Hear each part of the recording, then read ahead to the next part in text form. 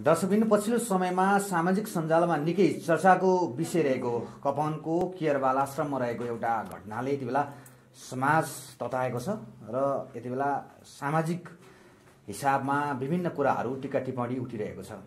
जस्तै पछिल्लो समयमा चर्चित पत्रकार या भनौँ युट्युबर भनेर चिनिने भाग्य नेउपाने, शिशिर भण्डारी लगायतका अन्य युट्युबरहरूको विषयलाई लिएर यति बेला उनीहरूको कारणले या भनौँ उनीहरूको कामले गर्दा चाहिँ केयर बाल आश्रम आज रित्तो भएको छ भनिरहेका छन्।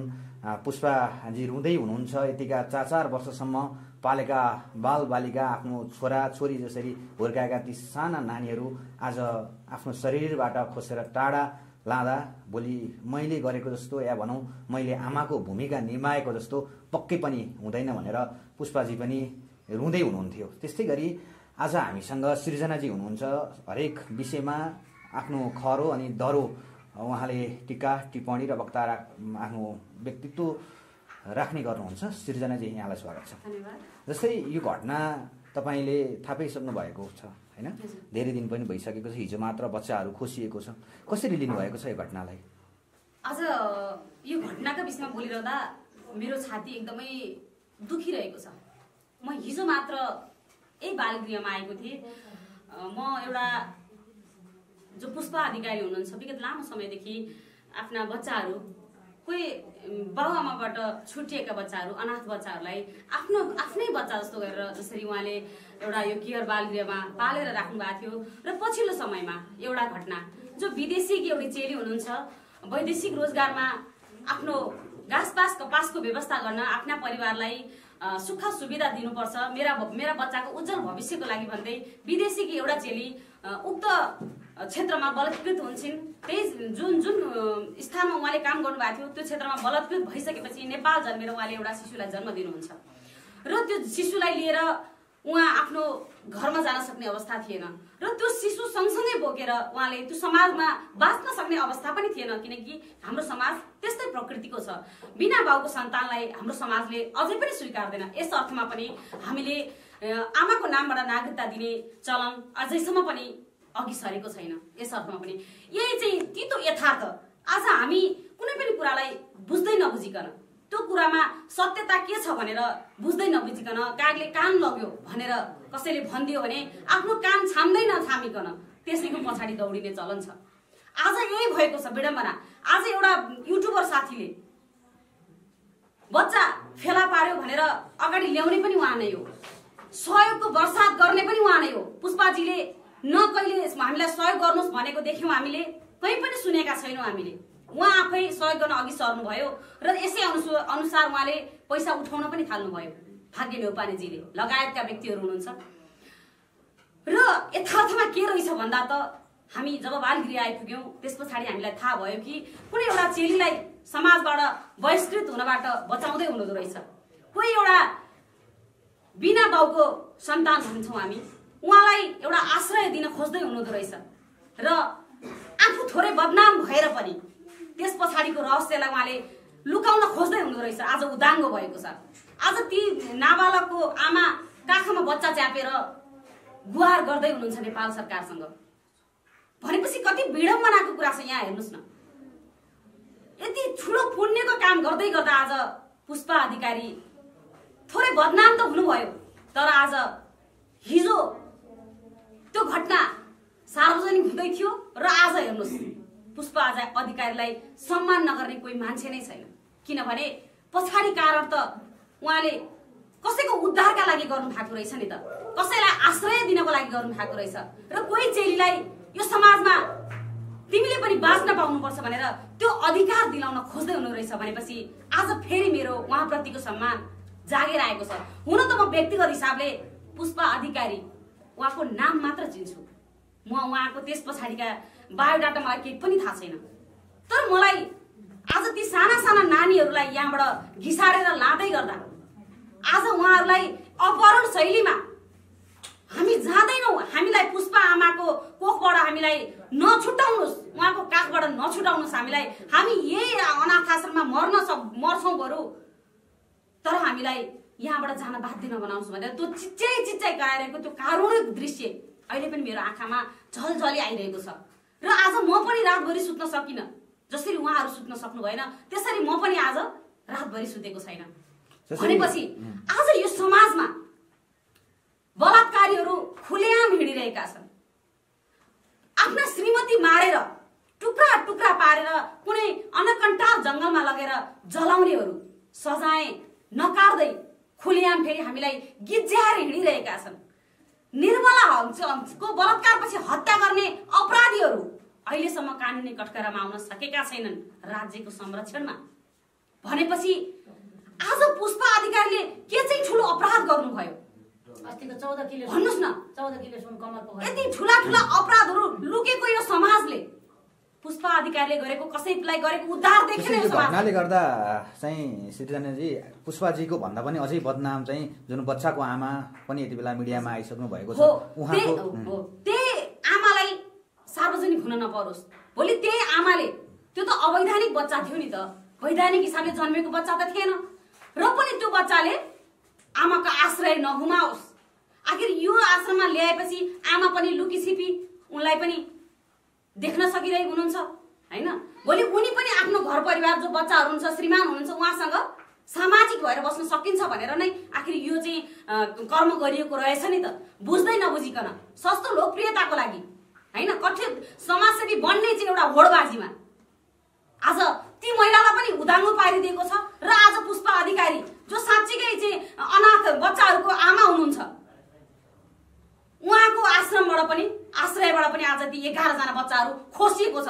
म आग्रह गर्न चाहन्छु नेपाल सरकारलाई र यो समाजलाई पनि जसरी आज चाहिँ पुष्पा अधिकारीको यो अनाथ आश्रमलाई शून्य पारेर एउटा त्यो चाहिँ कसैले बनाइएको घटनालाई चाहिँ आधार मानेर उहाँको काखबाट ती बच्चाहरू खोसेर लगेको छ, यथाशीघ्र उहाँका बच्चाहरू उहाँलाई फिर्ता दियोस्। खास के छ त्यो बच्चा लगेको प्रावधान चाहिँ तपाईको केही समयको हैन बच्चाहरू असुरक्षित भए भनेर भन्नुभएको छ। त्यो घटना र यो घटना बिल्कुलै फरक कुरा हो। उहाँले हिजोसम्म जसरी यो बच्चाहरूलाई त्यो तपाईले देख्न सक्नुहुन्छ त्यो बच्चा रोइरहेको दृश्य, आज कुनै पनि बच्चा यो आश्रममा चाहिँ हेपिएर बसेको छ उसले यहाँबाट पाउनुपर्ने सेवा सुविधा पाएको छैन भने त्यो बच्चाको चित्कार त्यस्तो हुँदैन। तपाईँ देख्न सक्नुहुन्छ एउटा समाजमा बस्ने सामाजिक प्राणी भइसकेपछि तपाईँले त्यतिको मूल्याङ्कन गर्न सक्नुपर्छ। जुन कुरा मैले अनुभव गरेको छु मैले देखेको छु त्यो दृश्य भनेपछि यस्ता बच्चाहरूलाई आज निकालेर कुन अनकन्टारमा लगेर राखेको छ। भोलि ती बच्चाहरूलाई अवैध धन्दामा लगाइदिन भनेर के प्रमाण छ सरकारसँग? आज यति चाहिँ माया प्रेमले राखेको बच्चाहरूलाई आमाको काखबाट छुटाएर किन लगियो भनेपछि हामीले काम गर्यौँ भने के कथित त्यो पत्रकारहरूले चाहिँ त्यहाँबाट बच्चा उद्धार गर भनेको आधारमा उहाँहरू आफै न्यायाधीश आफै चाहिँ अदालत आफै प्रहरी प्रशासन भएको आधारमा सरकारले त्यो निर्णय गरेको हो भने यो राम्रो भयो। यहाँ एकजना पत्रकारको मात्र दोष नदेखिएर पछिल्लो समयमा जुन पैसा फिर्ता लिन आउने जस्ता विभिन्न मान्छेहरू हैन एउटा सञ्जाल एउटा समाजै जस्तो बनेर आएका थिए हिजोको दिनमा पुष्पाजीलाई दोष देखाएर हैन उनीहरूको पनि गल्ती देखिन्छ कि तपाईले? बिल्कुलै गल्ती छ। अहिले त कस्तो बन्दियो भने तपाईँ एउटा घटनालाई देखाएर यहाँहरू कथित समाजसेवी बन्न थाले कि कसैले आफ्नो पैतृक सम्पत्ति बेचेर समाजसेवा गरेको त होइन नि त। आज एउटा घटनालाई देखेर त्यहाँ लाखौं पैसा उठाइन्छ र त्यो लाखौं मध्येको केही अंश ल्याएर यहाँ देखाइन्छ।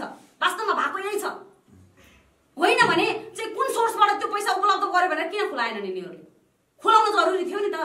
आज 10,000 रुपियाँ तपाईँलाई दिएको नाटक गरेर आफै एकछिन लोकप्रिय बनिदिने हैन, भोलि फेरि चाहिँ त्यो कन्टेन्ट बेचेर लाखौं कमाउने अनि फेरि त्यही कन्टेन्टलाई चाहिँ उदाङ्गो पारेर फेरि भएन छ भनेर फेरि त्यही कन्टेन्ट बनाएर फेरि लाखौं कमाउने र अर्काको चाहिँ चिरहरण गर्ने यो त भएन नि त। भनेपछि सरासर यो अर्थमा अर्काको घरमा दिन दहाडै छिरेर अर्काको बेडरुममा गएर जुन किसिमले एउटा चाहिँ उहाँले एउटा जो भागी नौपानेले जुन एउटा काम गर्नुभयो यो बिल्कुलै हामीलाई सही हुने विषय नै होइन। बोलेर मात्र हुन्छ तपाईहरुले त्यसको लागि त कानुनी प्रावधान छ होला, तपाईहरुले त्यसको लागि कानुनी बाटो पनि रोज्न सक्नुहुन्छ होला हैन। भाग्यलाई एकरो दोष दिइराख्दा उहाँ मेरो बेडमा जानु हैन। यसको कारक तत्त्व भनेकै उहाँ नै हो, बुझ्नु भयो नि। यसको कारक तत्त्व हामीलाई यो बाल गृहको चाहिँ कर्मचारीले पनि आएर मेरो उहाँहरुसँग पनि हिजो कुरा भयो। उहाँले के भन्नु भएको रहेछ भने तपाईहरु नबोल्नुस् हैन, तपाईहरुले ठुलो चाहिँ एकदमै ठुलो अन्याय गरेको होइन, ठुलो अपराध गरेको होइन, तपाईहरु नबोल्नुस् भन्नुभयो।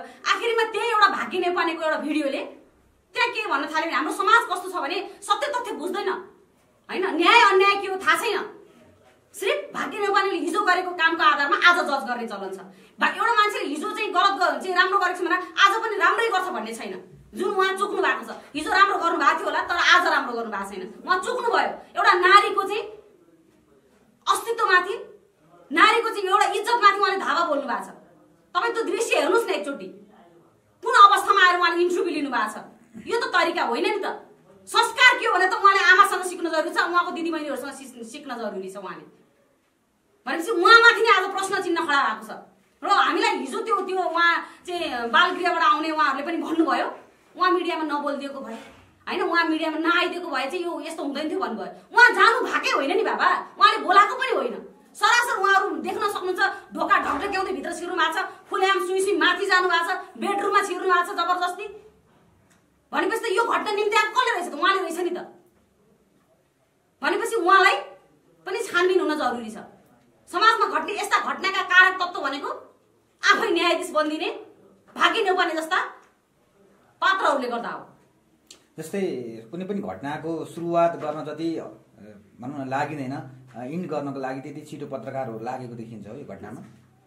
होइन बुझ्नुभयो, त्यति बेला बुझ्नु भएको थिएन होइन। जस्तो एउटा भागी नेउपाने भनेको एउटा युट्युबरको नाममा पनि एउटा अलिकति प्रतिष्ठा कमाइसकेको व्यक्ति होइन। भागी नेउपानेले बोलेपछि सही नै हुन्छ भन्ने एउटा मानसिकता छ कि होइन। त्यस अर्थमा पनि उहाँहरूले त्यो समाचार एकपछि अर्को सम्प्रेषण गर्नुभयो र वास्तविकता के रहेछ भनेर त बुझ्नुभयो नि त। अहिले आएर प्रत्यक्ष रूपमा पुष्पा अधिकारीलाई भेटेपछि, प्रत्यक्ष रूपमा यो बालगृहमा आएर ती बच्चाहरूसँग घुलमिल भइसकेपछि, बच्चाहरूका चाहिँ अभिव्यक्ति सुनेपछि होइन, अनि ती महिलाहरू अहिले सार्वजनिक भइसकेपछि जो पीडित हुनुहुन्थ्यो होइन, उहाँले यहाँबाट बच्चा पनि लगिसक्नु भएको छ। भइसकेपछि बल्ल चाहिँ यथार्थ कुरा बाहिर आयो र चाहिँ मिडियाका साथीहरू पनि पक्षमा बोल्न थाल्नु भएको छ। बल्ल भनेपछि म के आग्रह गर्न चाहन्छु भने तपाईहरु कुनै एउटा समाचार बनाइरहनु भएको छ भनेपछि त्यसको सत्य तथ्य के हो भनेर पहिला बुझ्नुस्, होइन भने यस्तै गरी विवादमा आउनु। सामाजिक सञ्जालमा पनि हिजोको दिनमा जति पनि पुष्पाजीलाई दोष देखाइएको थियो, जब बच्चा इमेज खबरले चाहिँ यो भनौँ न घटनालाई बाहिर लिएर आएको थियो, इमेज टेलिभिजनले केही साथीहरूले हामीले बाहिर लिएर आयौँ भने जस्ता पनि कुरा गरिराख्नु भएको थियो। यो घटनाको चिरफार हामीले नै गर्यौँ भन्ने जस्ता कुराहरू, टाइटल थम्बनेल पनि आइरहेको कुराहरू, विषयहरू थियो। त्यसलाई चाहिँ कसरी लिनुभएको छ तपाईँ? होइन उहाँहरू त्यही त मैले भनिसकेँ, सस्तो लोकप्रिय हो। एकैचोटि म पहिला पुगेर यो कुराहरू बाहिर ल्याएँ भने यसले चाहिँ होइन मैले चाहिँ अब ट्रेन्डिङमा आउँछ भन्ने पनि एउटा रहेछ होइन, अलिकति यसले पैसा कमाउँछ भन्ने पनि छ एउटा होइन, रोजीरोटीसँग सवाल पनि भयो एउटा होइन।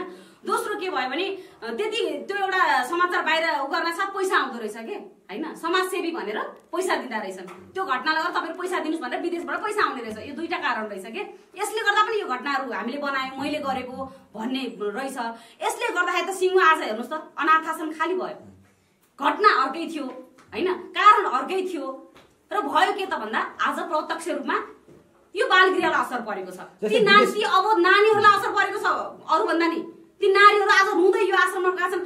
मैले मेरो बाबामा नहुँदा आज यताबाट यता जानुको बाध्यता त उनीहरूले भोगेका छन् नि त। जति तपाईँ हामीलाई कुरा गर्न सजिलो छ त्यो बच्चाहरूलाई छैन। कति मानसिक पीडा परेको होला तिनीहरूलाई, शारीरिक पीडा त आफ्नो ठाउँमा छ होइन। र एउटा आमाबाट देशै खोसिएको र दोस्रो आमा पाएँ भनेर चाहिँ यो आश्रय पाएको एउटा आभास गरेर बचेका बच्चाहरूलाई फेरि यहाँबाट खोसिएर लगिएको छ भनेपछि कति पीडा भएको होला तिनीहरूलाई एकचोटि बुझ्नुहोस् न। जस्तै कसैले एकजनाले आफ्नो नामको लागि अथवा आफ्नो ख्यातिको लागि काम गर्दा यहाँ 11-12 जना बच्चाहरू विचल्ली भएको छ। त्यो कारण भनेको पछाडिको हात विदेशमा रहेका डोनरहरूको पनि उहाँहरूको सहयोगको कारणले गर्दा पनि हुन सक्छ।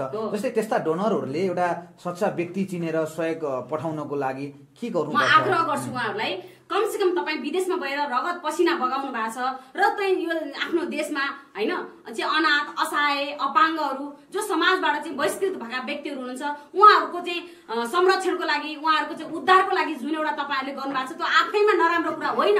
तर तपाईँले जुन पात्र प्रयोग गर्नुभयो, जुन पात्रलाई रोज्नुभयो त्यो पात्रले सही कर्म गरेन। यस अर्थमा पनि आज यो घटना घट्न पुग्यो भनेपछि तपाईहरूले पनि एउटा सानो सचेतना अपनाइदिनु भयो भने कमसेकम साँच्चीकै निडी पिपुल जो हुनुहुन्छ उहाँले न्याय पाउनुहुन्छ, उहाँसम्म तपाईँले पुर्याएका सहयोगहरू पुग्छन् भन्ने जस्तो मलाई लाग्छ। आज खोसिएका ती 11 जना बालबालिकाहरू भोलि यही आश्रममा आउन सक्ने सम्भावना कतिको? आउनुपर्छ, यो हाम्रो जोरदार माग हो, आउनुपर्छ। किनभने पुष्पा अधिकारीले कसैको ज्यान मारेको छ, कसैलाई बलात्कार गरेको छ, कसैलाई लुट्न गएको त छैन नि त। उहाँले यही विषयमा पनि उहाँले सहयोग मागेको त हामीले कहीँ पनि देखेनौँ। आफैहरू म सहयोग गर्छु भनेर समाजसेवी बन्न आउनु भएको त उहाँहरू हो नि त। उहाँले जसरी हुन्छ होइन मागेर हुन्छ कि कसैको चाहिँ दाताहरूले दिएकोबाट पनि यो बच्चाहरू पालिरहनु भएको थियो। उहाँको यो सिङ्गो घर आफ्नै हो, आफ्नै घरमा बच्चाहरू पालेर राख्नु भएको छ। आज यही घरलाई प्रयोग गरे पनि उहाँले करोडौँ कमाउन सक्नुहुन्थ्यो, तर त्यहाँतर्फ उहाँको ध्यान गएको देखिँदैन। आज चाहिँ वर्षौँ भइसक्यो तर पनि उहाँले कसैसँग हात फिजाएको हामीले देखेका थियौँ। आफै समाजसेवी बन्न आउनेहरू आफै चाहिँ मैले सहयोग गरेँ भनेर कहिले भाले, कहिले 10,000, कहिले 20,000, कहिले दिने कहिले लिने गर्न आउनेहरूले निम्ति आएको समस्या हो यो। अब उहाँले कहीँ पनि मैले भनेको देखेको छैन, कहिले पनि मलाई सहयोग गर्नु भन्नुभएको छैन। उहाँले गर्नुभयो के त, त्यो बच्चालाई मैले यो आश्रममा ल्याइसकेपछि भोलि त्यो बालगृहका चाहिँ जो सरकारवाला निकायले पनि प्रश्न नगरून् यो बच्चा कहाँबाट आयो, किन ल्यायो तिमीहरूले होइन भन्ने प्रश्न त गर्छ नि त फेरि त्यो सरकारले। त्यो नगरोस् भन्नलाई र त्यो आमालाई बचाउनलाई, त्यो आमा पनि यो समाजमा चाहिँ बाँच्नुपर्छ भनेर एउटा चाहिँ सोच्छ हृदयले होइन, पवित्र भावना राखेर गरेको कर्मलाई र मैले भेटेर ल्याएको हो। चाहिँ कहाँ भेट्दा त मैले नजिकै भेटेँ, उहाँलाई धेरै समयसम्म राखेर त्यो बच्चालाई अलपत्र पारेको पनि होइन, राख्नुभयो र तत्काल चाहिँ यो समाजमा मैले भेटेको भन्ने पार्नलाई सानो एउटा भिडियो बनाउनु भयो र तत्काल उद्धार पनि गरिसकेको अवस्था छ। र फेरि त्यो बच्चा आमाको आश्रममा गइ पनि सकेको अवस्थामा यति धेरै चाहिँ बनावटी कुराहरू गरेर यति धेरै यो कुरालाई चाहिँ बढाएर उदाङ्गो पारेर त आफू भाइरल हुने नाममा होइन, आफूले पैसा कमाउने नाममा त यो त राम्रो भएन नि त। उहाँलाई पैसा गन्नै मन छ भने होइन, उहाँलाई पैसा चाहिँ दिएको देखाउनै मन छ भने जानुहोस् न ब्याङ्कमा गएर जागिर खानुहोस् न, दिनभरि पैसा गनेर सक्नुहुन्न तपाईँहरू। यहाँ आएर किन पैसा दिएको नाटक गर्ने, लिएको नाटक गर्ने किन गर्नु पर्यो होइन, गर्नै पर्दैन नि। तपाईँ दानै गर्नुहोस् भने गोप्य दान गर्नुहोस् न, सक्नुहुन्न। तपाईँलाई इच्छा नै हो मनदेखि कसैलाई सेवा गर्ने इच्छा नै हो भने मनदेखि गर्नुहोस्, गोप्य दान गर्नुहोस्। त्यो जस्तो उत्कृष्ट दान हाम्रो धर्म संस्कारमा केही पनि छैन। होइन भने त तपाईँ 5,000 दिनुहुन्छ, 50वटा मिडिया अगाडि राख्नुहुन्छ होइन, र त्यही कुराहरूलाई तपाईँ बाहिर भन्नु हो समाजसेवी बन्नुहुन्छ, फेरि त्यो पनि आफ्नो गोजीबाट गएको हुँदैन। कसैले पठाएको हुन्छ 50,000 पठाएको हुन्छ, 5,000 ल्याएर तपाईँ खुसुक्क दिनुहुन्छ 50वटा मिडिया राखेर भनेपछि तपाईँको नियतमा पनि त खोट देखियो नि त। तपाईँले गरेको सहयोगमा पनि खोट देखियो, खोट त तपाईँको सहयोगमा देखियो। उहाँले त कहिले उहाँको उसमा त हामीले कहीँ पनि खोट देखेनौँ। उहाँले त गरेको त आज त मलाई त छातीले यो गर्वले छाती फुलेको छ कि पुष्पा अधिकारीले एउटा चाहिँ पीडामा परेकी नारीलाई उद्धार गर्दै गर्दा आफू बदनाम हुनुभयो भनेपछि त मेरो सम्मान त झन् 4 गुणा भएको छ। यस अर्थमा पनि मेरो सम्मान अझ बढेर गयो उहाँप्रति र अझ म चाहिँ उहाँलाई उदाहरणीय व्यक्ति मान्न म तयार छु। विभिन्न बाल आश्रमहरूले बच्चा बेचेका भिडियोहरू, बच्चा भन्न विदेशसम्म पठाएका भिडियोहरू हामीले पहिला पनि देख्दै आएका थियौँ, तर पुष्पाजीले त्यस्तो काम त गर्नुभएको थिएन। ती बच्चा बेच्ने बाल आश्रमहरू आज बन्द नहुँदा आज पुष्पाजीको चाहिँ एउटा बाल आश्रम चाहिँ खोसिदाय भनौँ बन्द हुन लाग्दा होइन एउटा पीडादायी अवस्था हो होइन, अत्यन्त पीडादायी अवस्था हो। समग्रलाई हेरेर होइन पुष्पाजीको मूल्याङ्कन गर्न मिल्दैन होइन। अन्त नराम्रो त्यस्तो हुँदा हुँदै यहाँ यति राम्रो गरी बालबच्चा हिजो राख्नु भएको थियो। उहाँले नाटक गरेका नाटकहरू पनि अरू 11-12 जना बालबच्चा पाल्नको लागि नै थियो होला पक्कै पनि। यहाँबाट लगिएका बच्चाहरू होइन, यहाँबाट लगिएका बच्चाहरू चाहिँ उहाँको शरणमा गएर सुरक्षित हुन्छन् भन्ने प्रमाण हामीलाई दिनुहोस् न त। कसरी सुरक्षित हुन्छ? तिनै चेलीहरू भोलि हामीले भारतमा भेट्यो भने के हुन्छ यसको विडम्बना होइन, हुँदैन नि त। एउटा आमाको आश्रममा जति सुरक्षित हुन्छन् त्यो सरकारले हेर्ने त्यो पब्लिकली उसमा राखेका बच्चाहरू त सुरक्षित हुँदैन नि त। देख्न सक्नु फेरि कसैले त्यो कार्य गर्यो भनेमा त्यसको नियमन हुनुपर्छ नि त। निरन्तर किन त्यसको रेखदेख हुँदैन उहाँहरूको पक्षबाट?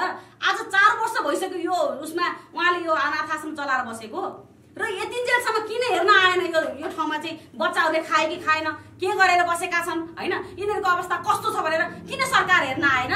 र आज फेरि त्यही एउटा घटनालाई लिएर उनको काखबाट यति चाहिँ यी बच्चाहरू किन खोसियो त भनेपछि सरासर यस पछाडिको चाहिँ बुझ्नुभयो नि। यो सरकारले आफूलाई चाहिँ लोकप्रिय देखाउन खोज्दैछ होइन, कसैको आधार, कसैले भनेको आधारमा, कसैले एउटा भिडियो बनाइदिएको आधारमा भनेपछि न्याय मरेको देश भनेर त तपाईँले देखिसक्नुभयो नि। बच्चाहरूको भोलिको दिनमा मानसिक रूपमा उनीहरू कमजोर असर परिसक्यो नि, असर परिसक्यो। तपाईँले यहाँबाट घिसारेर यत्रा साना नानीहरू कति धेरै चाहिँ सचेत रहेछन् ती नानीहरू कति धेरै सभ्य बनाएर राख्नु भएको रहेछ, कति धेरै शिक्षित बनाएर राख्नु भएको रहेछ, कति धेरै संस्कार दिएर राख्नु भएको रहेछ।